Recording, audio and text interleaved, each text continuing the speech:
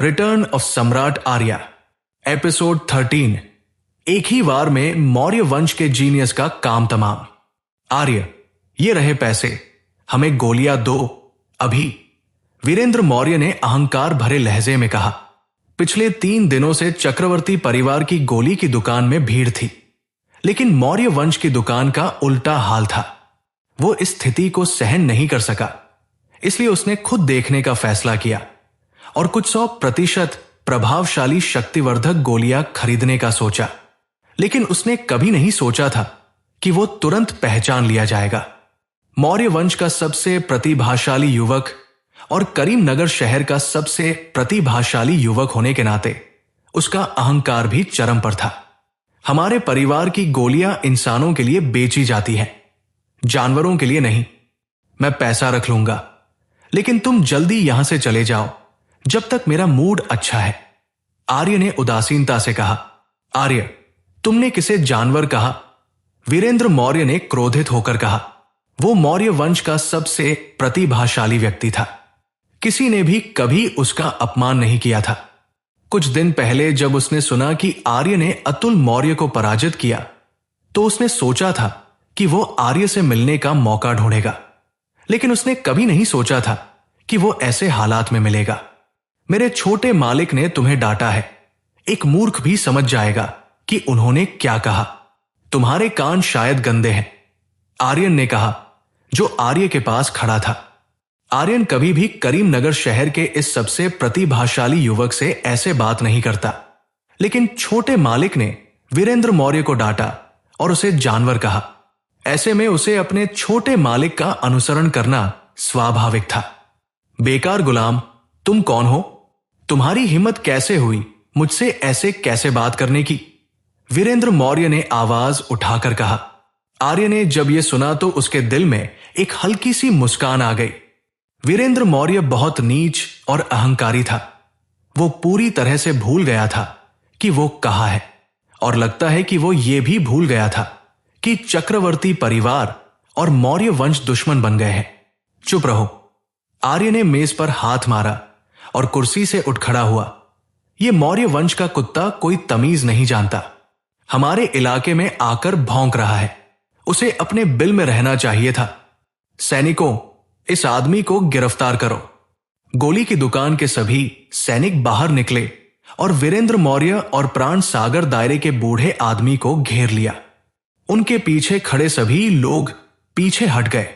वे शक्तिवर्धक गोलियों की बिक्री देखने आए थे, लेकिन उन्होंने कभी नहीं सोचा था कि वे एक और अच्छा नाटक देखेंगे। मेरे छोटे मालिक को कौन छूना चाहता है? प्राण सागर दायरे के बूढ़े आदमी ने आवाज उठाकर कहा। प्राण सागर दायरे पर होने के बावजूद इतना अहंकार कैसे कर सकते हो? वीरेंद्र मौर्य का कुत्ता कोई तमीज नहीं जानता। उसे ऐसा व्यवहार करने का नतीजा भी नहीं पता। अंकल भैरव, कृपया इस बूढ़े कुत्ते को अपंग बना दो, आर्य ने अपना दबदबा दिखाते हुए कहा। जी छोटे मालिक, भैरव चक्रवर्ती ने कहा। उसने मेज के पीछे से छलांग लगाई और उसके शरीर से एक शक्तिशाली प्राण शक्ति निकली। कई लोगों ने इस दबाव को महसूस किया और उनके चेहरे पीले पड़ गए। ये वीरेंद्र मौर्य बहुत अहंकारी है। आज उसे अपना विरोधी मिल गया है। छोटे मालिक आर्य अब पहले जैसे बेकार नहीं है। बिल्कुल, मौर्य वंश और चक्रवर्ती परिवार दुश्मन है, फिर भी ये वीरेंद्र मौर्य चक्रवर्ती परिवार की गोली की दुकान में आया। वो खुद ही मुसीबत ढूंढ रहा है। कई लोगों ने चर्चा शुरू कर दी। अधिकांश लोगों ने देखा था कि आर्य ने कुछ दिन पहले कैसे व्यवहार किया था। उसने मौर्य वंश के नेता का भी अपमान किया था, और वो तो एक युवक था। आर्य, बदमाशी मत दिखाओ। अगर तुम्हें हिम्मत है तो मुझसे अकेले लड़ो। देखते हैं कि करीमनगर शहर का सबसे प्रतिभाशाली युवक कौन है, वीरेंद्र मौर्य ने ठंडे स्वर में कहा। आर्य को पता था कि जब से उसने अतुल मौर्य को हराया था और मौर्य वंश की प्रतिष्ठा को नुकसान पहुंचाया था, वीरेंद्र मौर्य उसे हराकर अपनी प्रतिष्ठा वापस लेना चाहता था। जब मौर्य वंश का सबसे प्रतिभाशाली युवक आर्य से मिलना चाहता था, जो अचानक से महत्वपूर्ण बन गया था, तो यह स्वाभाविक था। चाहे आर्य ने उसे उकसाया हो या न हो, वो आर्य से लड़ने का मौका ढूंढता। हिम्मत, मुझ में हिम्मत है। मुझे ये तो नहीं पता कि युवाओं में से सबसे मजबूत कौन है, लेकिन अगर तुम मुझसे लड़ना चाहते हो तो मैं इस इच्छा को अवश्य पूरा करूंगा। सब लोग पीछे हट जाओ, आर्य ने कहा और वीरेंद्र मौर्य की ओर बढ़ना शुरू किया। आज उसने इस प्रतिभाशाली को यहां आने पर पछताना सिखाने का फैसला किया था और वो मौर्य वंश को एक गहरी चोट पहुंचाना चाहता था। ये मूर्ख खुद उनके दरवाजे पर आया था और आर्य इस मौके को आसानी से नहीं छोड़ने वाला था। छोटे मालिक, ये दोनों आदमी यहां आकर परेशानी खड़ी कर रहे हैं, मुझे इन्हें सबक सिखाने दीजिए, भैरव चक्रवर्ती ने कहा। अंकल भैरव, उसने कहा कि वह मुझसे लड़ना चाहता है, तो अगर मैं पीछे हट जाऊंगा तो लोग मेरे ऊपर हंसेंगे, आर्य ने मुस्कुराते हुए कहा। उसे पता था कि भैरव चक्रवर्ती चिंतित है, क्योंकि वीरेंद्र मौर्य परिवार का सबसे प्रतिभाशाली युवक है, जिसने प्राण क्षेत्र के चरम स्तर तक पहुंच हासिल की है। हालांकि अतुल मौर्य हार गया था, लेकिन इसका मतलब यह नहीं है कि वो वीरेंद्र मौर्य को भी हरा सकता है। अगर ऐसा है तो छोटे मालिक आप सावधान रहिएगा, भैरव चक्रवर्ती ने कहा और सिर हिलाया। उसने आर्य के चेहरे पर आत्मविश्वास देखा और पिछले कुछ दिनों के प्रदर्शन को याद किया। आर्य ने तो बस चमत्कार ही किए थे। सब लोग पीछे हट जाओ, आर्य ने भीड़ को इशारा किया। सभी सैनिक जो पहले मौर्य वंश के दोनों लोगों को घेरे हुए थे, उन्होंने रास्ता छोड़ दिया। भैरव चक्रवर्ती भी पीछे हट गए। प्राण सागर दायरे के बूढ़े आदमी के चेहरे पर चिंता के भाव थे। उसने अपनी भौहें सिकोड़ी। उसे पछतावा हो रहा था कि आज वो वीरेंद्र मौर्य को अपने साथ लाया। अगर वीरेंद्र मौर्य को कुछ हो जाता है तो वो जयन मौर्य को कैसे समझाएगा। अंकल, आप भी पीछे हट जाइए, बस देखिए कि मैं इस अहंकारी बच्चे को कैसे सबक सिखाता हूं। वीरेंद्र मौर्य ने अपना पंखा बंद किया और उसके चेहरे पर एक कड़वी मुस्कान आ गई। कृपया सावधान रहें, छोटे मालिक, बूढ़े आदमी ने फुसफुसाकर कहा, फिर एक तरफ हट गया। उसके चेहरे पर सतर्कता के भाव थे। कौन जीतेगा इस लड़ाई में? मुझे लगता है वीरेंद्र मौर्य जीतेगा। वो पहले से ही प्राण क्षेत्र के चरम स्तर पर है और प्राण सागर दायरे में पहुंचने के बहुत करीब है। मुझे नहीं लगता कि प्राण क्षेत्र स्तर पर कोई भी उसे हरा सकता है और वो करीमनगर शहर का एक प्रसिद्ध प्रतिभाशाली युवक है। आर्य ने अतुल मौर्य को हराया, लेकिन उसका स्तर क्या है ये अभी भी अज्ञात है। लेकिन वो प्राण सागर दायरे पर तो बिल्कुल नहीं है।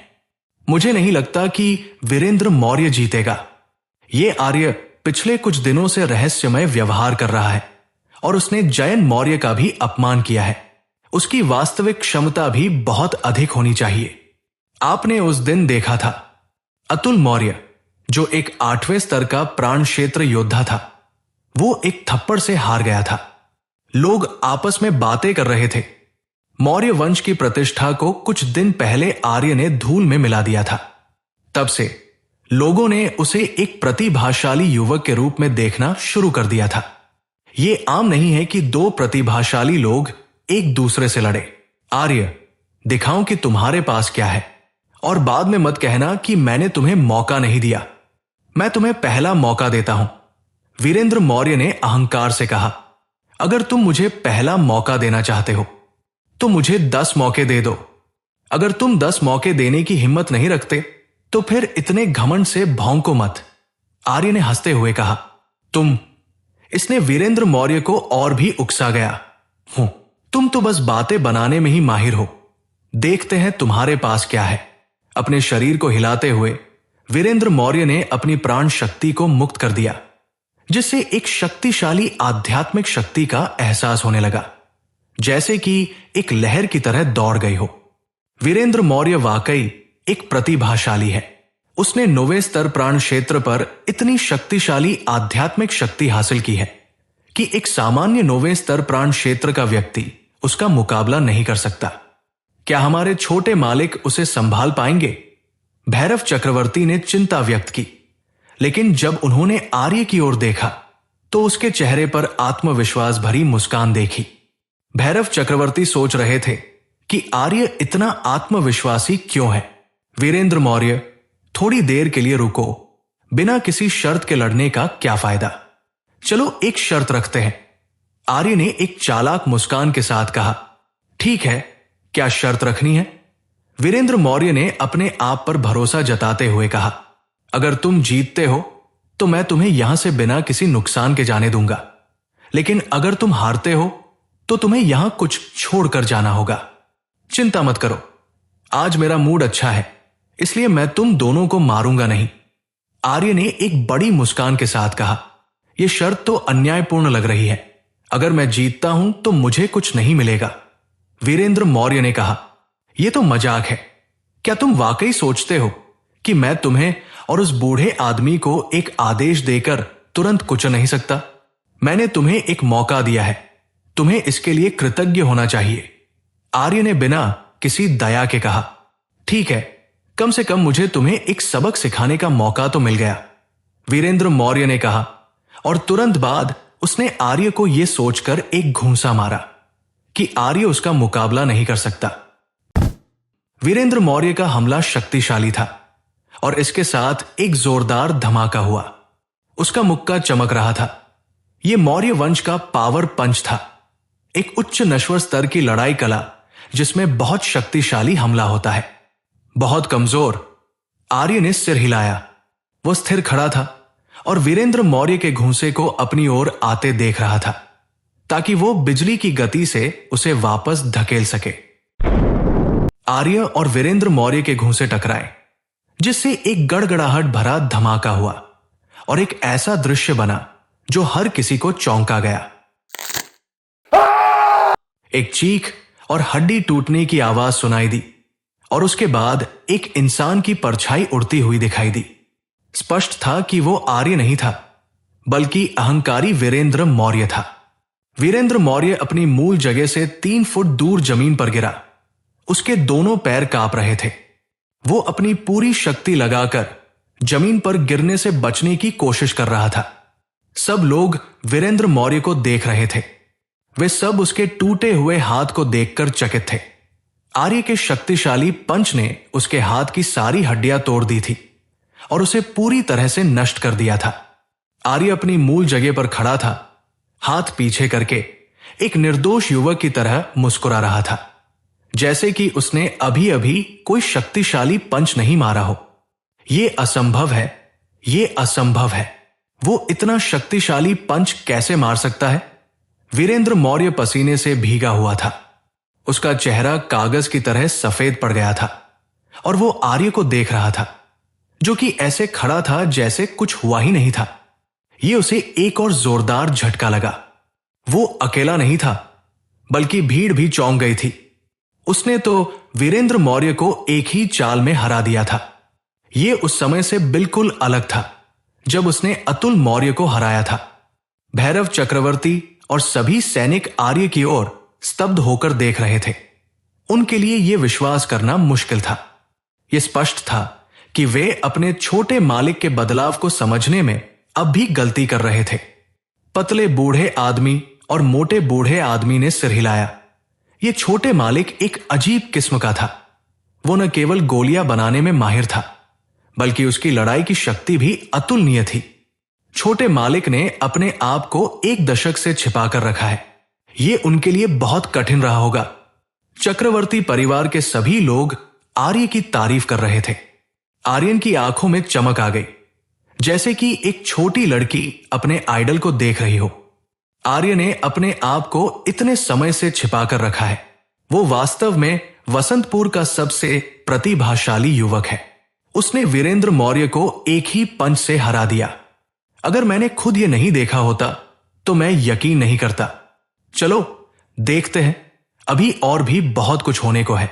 वीरेंद्र मौर्य हार गया, लेकिन यह तो बस शुरुआत है। आर्य के पास और भी योजनाएं होंगी। अधिकांश लोगों को पता था कि अब क्या होने वाला है, क्योंकि असली खेल तो अब शुरू है।